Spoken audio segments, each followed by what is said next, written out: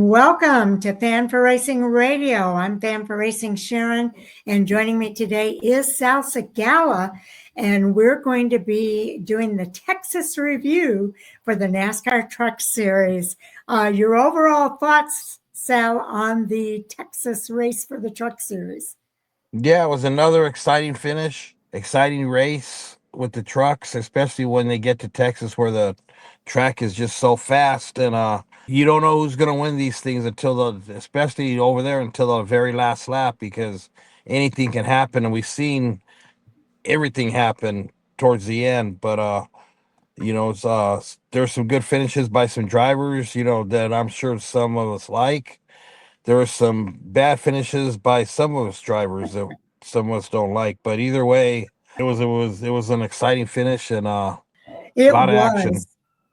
It was a lot of action, and I thought it was a really good race. In the preview, Heim's stats were just so good. It was hard not to pick him as the race winner. At a casual glance, if you look at the box score, you might think it was easy peasy for Corey Heim, but it was anything but easy peasy. He had his challengers throughout the race. Driving the number 11, Corey Heim won the SpeedyCash.com 250 in the NASCAR Craftsman Truck Series race at Texas Motor Speedway on Friday night, despite late caution flags, a run into overtime, and intense challenges by his rivals. The win was the third of the season, his first at Texas Motor Speedway, and the 14th of his career. Daniel Hemrick came in second, followed by Raja Caruth, the pole sitter, Tyler Ankrum, Tanner Gray, Ben Rhodes, Matt Crafton, and Bailey Curry, who's having an amazing season. Dawson Sutton was the highest finishing rookie of the race, and Ty Majeski rounds out the top 10 finishers. Heim had the strongest truck of the night. He led 96 laps. He won stage 2, but there were 3 caution flags that fell within the final 11 laps of the race. The final 2 restarts narrowly saw Heim maintain the lead as the number 71 of Caruth and the 99 of Rhodes feverishly challenged for the top spot. On the last lap, Daniel Hemrick made a run at it, but he actually just ran out of time. He needed another lap. Grant Infinger led 90 laps. He won the opening stage, but he was involved in a late race wreck on lap 156 with Stuart Friesen, which it broke my heart that Stuart Friesen got caught up in another wreck. The impact from Friesen's machine caused track workers to repair a portion of the turn 4 wall, so the race was red flagged for just under 5 minutes while they took care of that. There were 15 lead changes among 9 drivers, 11 cautions for 57 yellow flag laps.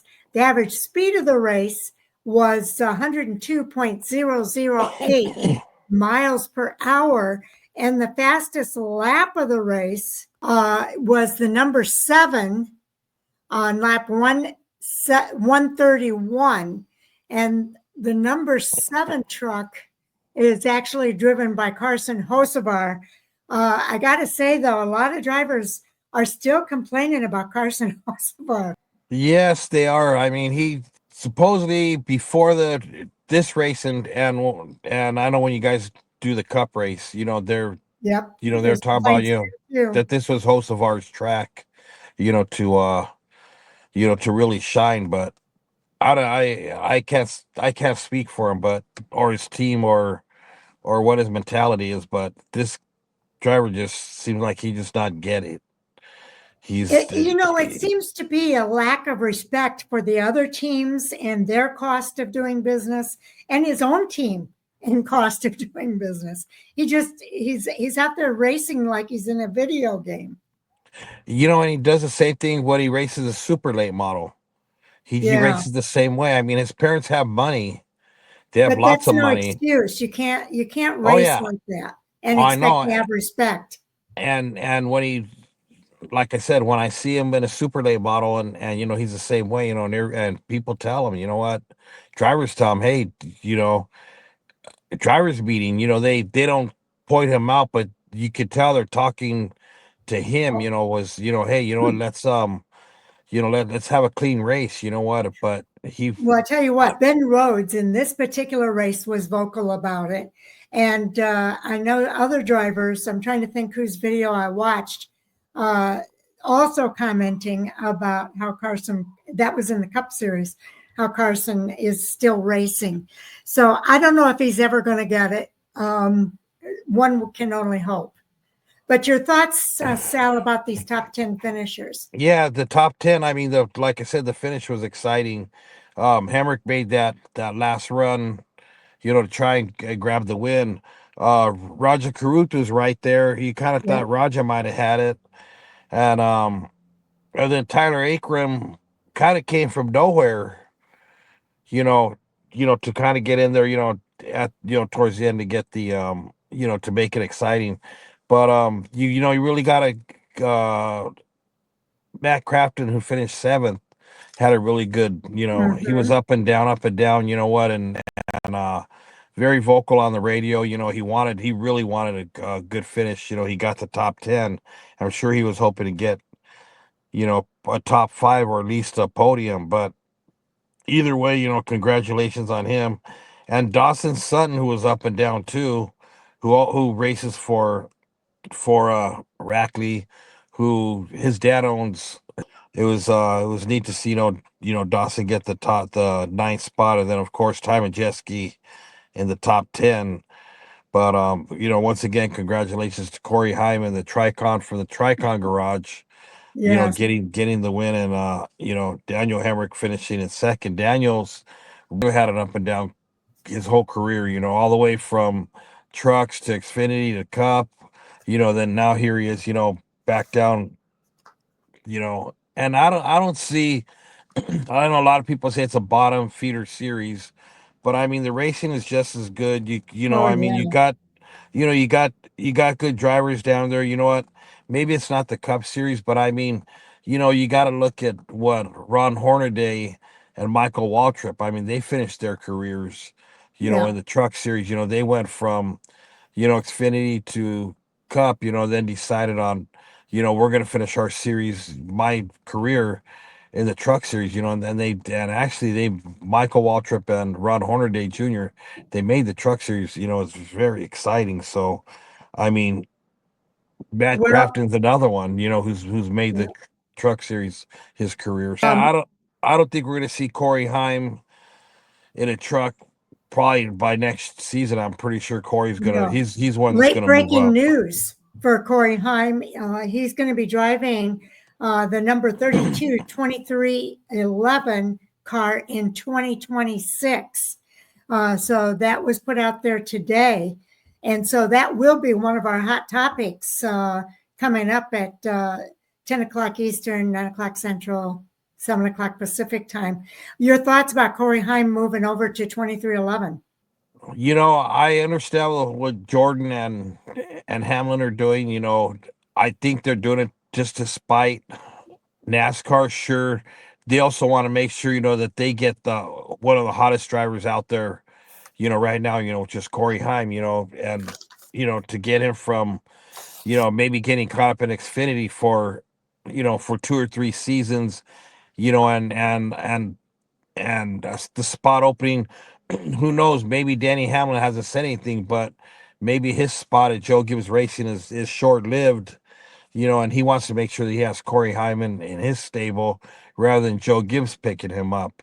You know, Yeah. there's a lot of scenarios, you know, that come about, but I don't think Hyman's ready for Cup. You know, I still see that he should have at least a year or two, you know, in In the Xfinity. Xfinity. Yeah, I mean, that's where they all, I mean, even Riley Herbst waited a year in Xfinity before he came to Cup, you know, Yeah, and I think that he is probably going to do some Xfinity Series races this season in preparation, but it still doesn't translate to driving the Cup Series car anymore with his next gen car. the only thing you get really is seat time to learn the track because the cars are so totally different.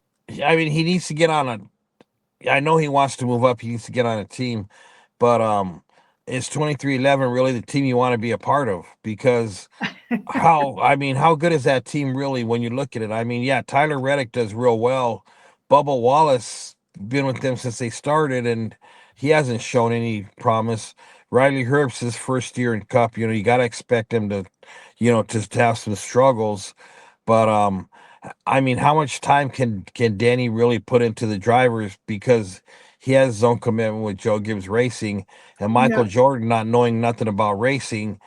well, he knows about competition. He's been a fan since he was a kid. He used to come to the racetrack with his dad and watch racing. There's a lot of that story to tell for sure, and I can't wait to see how it all unfolds. But we do have to move on with our recap here too. Yeah. We talked about the drivers that had the really good day by winning and being in the top 10. The margin of victory here was 0.279 thousandths of a second. And there were a few drivers quite a few drivers have had accidents taking them out of the race early. Caden Honeycutt and Giovanni Ruggiero, unfortunately, were the first two out on lap 30 because of an accident. Then on lap 31, Brandon Jones was also out. Lap 56, it was Andreas Perez de Lara. I felt bad for him. You had Lane Riggs out on lap 64 because of an accident, and Luke Fenhaus out on lap 66 due to the damaged vehicle policy. Tony Breidinger had an electrical issue that took her out on lap 120. Lap 145, Frankie Muniz, my heart broke for him. You could tell he was so upset that he wrecked out of that race. Stuart Friesen out on the same lap, and my heart broke for him as well. Then you have on lap 166, actually lap 156, Grant Infinger was also out because of an accident. Connor Mozak out on lap 162, again because of an accident. Then we got Jake Garcia out on lap 164 because of an accident. And the last one was Matt Mills out on lap 168 because of an accident. There were 19 cars all finishing the race. 16 cars finished on the lead lap, Sal. So any thoughts there before we go on to the points? Yeah, that was a hard hit with Gio Ruggiero and Caden Honeycutt at the beginning. Yes. I felt bad for Caden because he had that one good run where he thought he was going to win a race, and then but other than that, he's struggling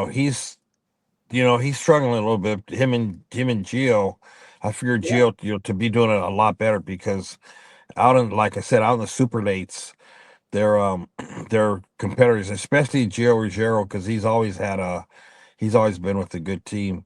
And I But think he'll come back. oh yeah, he Texas will. is not an easy track, number one. It's got the two different corners, the one flat side in 1 and 2, and then the more banked side in turns 3 and 4.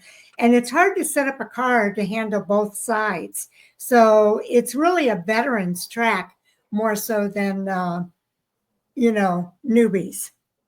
Yeah, and then Jake Garcia took a hard hit too through the back, Oh, yeah.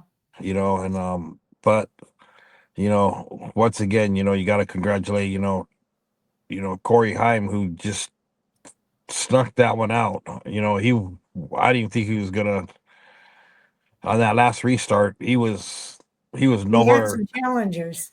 Oh yeah, he did, and he just put He himself in the kind of right he spot. threaded that needle though, and he made it happen. It Yeah, was he did. amazing how he came back.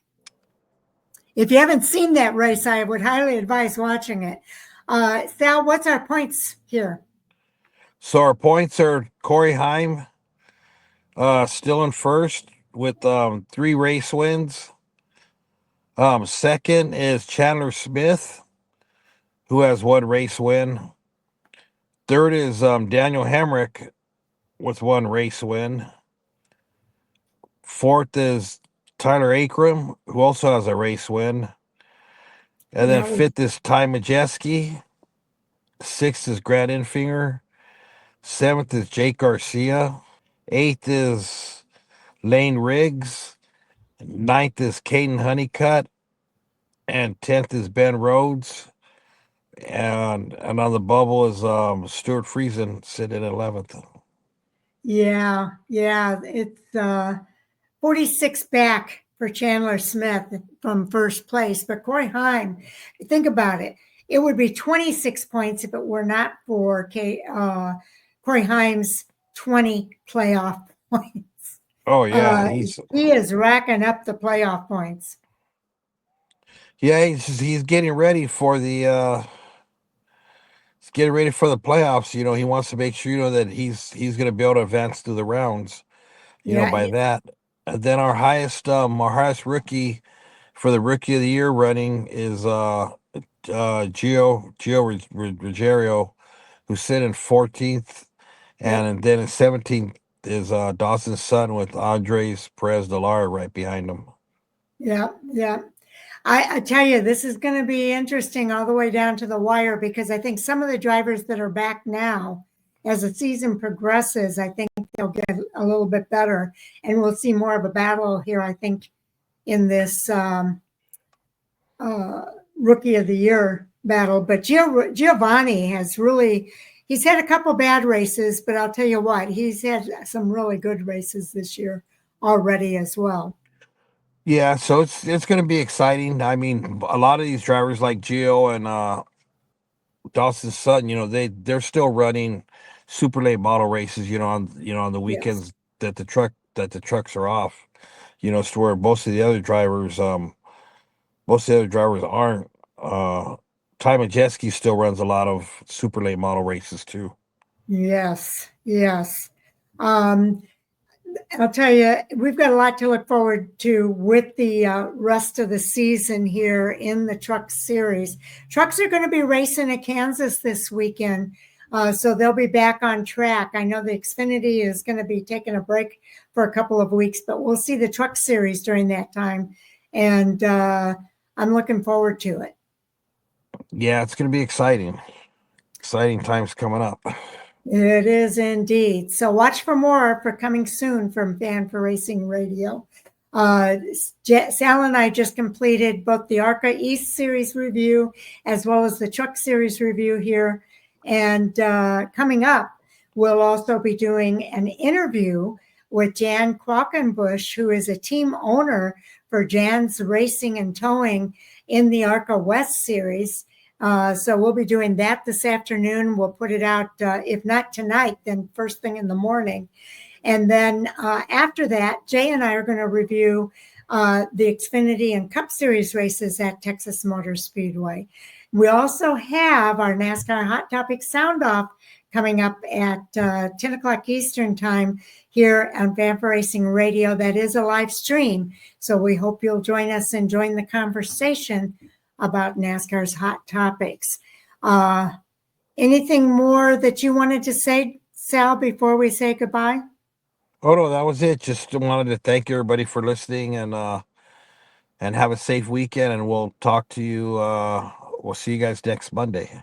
Okay, everybody. We'll see you in the next video. Take care. Okay. All right. Goodbye. Goodbye.